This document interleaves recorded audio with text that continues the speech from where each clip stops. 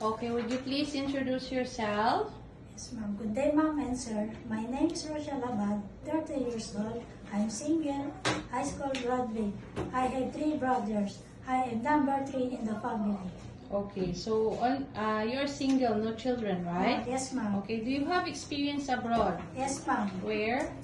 In Saudi Arabia and in Hong Kong. Okay, how long did you work in Hong Kong? 2 years, ma'am. 2 years And and 8 months. in your first employer, right? Yes, ma'am. So what are your duties and responsibilities? Cooking, marketing, ironing, washing clothes.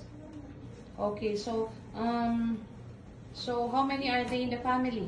3, ma'am. 3 members. Only 1 helper? Yes, ma'am. Okay, how about your second employer? How long did you work? 2 years, ma'am.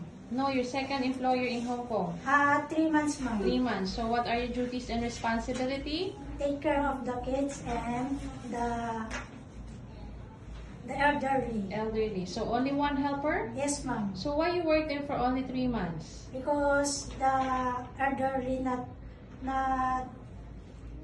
Don't speak English.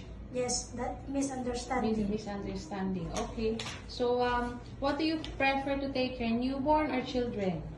Children, ma'am, and elderly.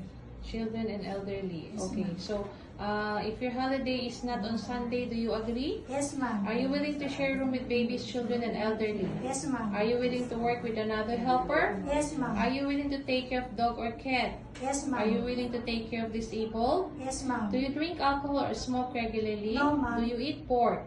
Yes, Do you ma'am. have tattoo? No, ma'am. Do you have vision problems? No, Do ma'am. you hold any certificate like first aid No, caregiver, nurse, and babysitter? No, ma'am. Have you any prolonged illnesses undergone surgery? No, ma'am. Have you ever involved in any criminal labor police cases? No, ma'am. So why do you want to go back again in Hong Kong? Because I need to support my family and high salary and also nice country. Thank you.